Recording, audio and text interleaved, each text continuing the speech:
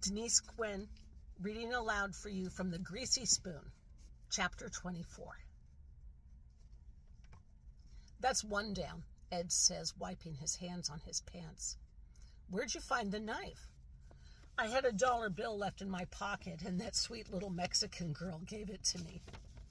Good thing you're a lousy tipper, Ed grunts. Nick looks down at the body. Should we pull it out of him for the next one? Well, let's get his shotgun first. Oh, right, Nick says. Good thinking. He's still awfully muzzy-headed. He picks up the shotgun from the floor and rests it in the crook of his elbow. Now the knife. Ed hunkers down and studies the inert form. Not a bad idea, just in case, right? Hey, I tell you what. Let's grab him by the ankles and lay him out flat, and that way you can get the knife out. Good idea.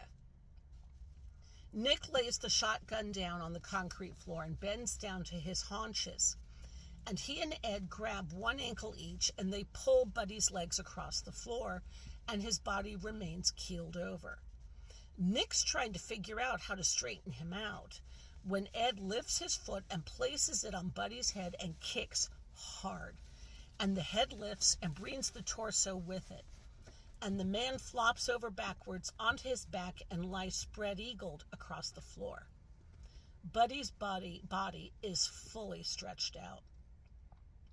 Ed straddles the dying man, puts his hands around the knife hilt and pulls. But it's slick with blood and his hands slip off. God damn it! Wait, hold on, Nick says. What? Use this. He rips off his shirt, not even bothering to unbutton it because, after all, what's the use? It's gone, and besides, he's wearing an undershirt.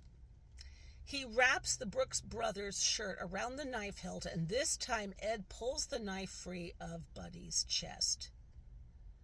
Nick looks down at Buddy's face and starts with shock. He's staring right at me. He blinks. Fuck, Nick says. He's still alive. Oh, yeah? Ed gazes down at Buddy with the dripping wet knife in his hand.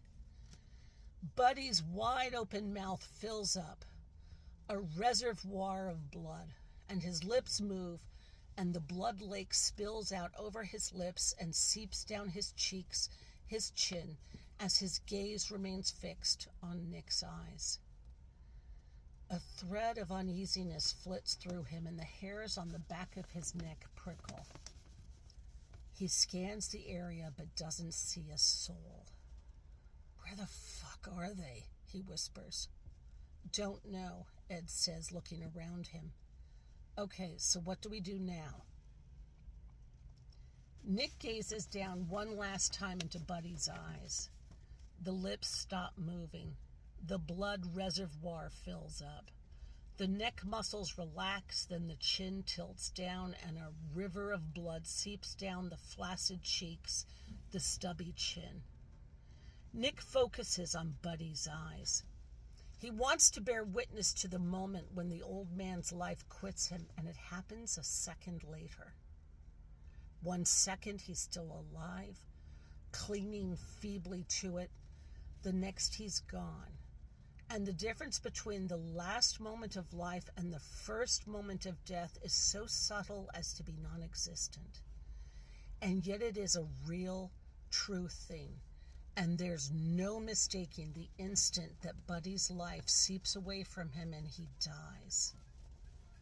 His eyes glaze over, his pupils withdraw into tiny dots and disappear, swallowed up into an opaque stillness.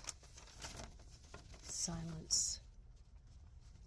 We killed a man, Nick says.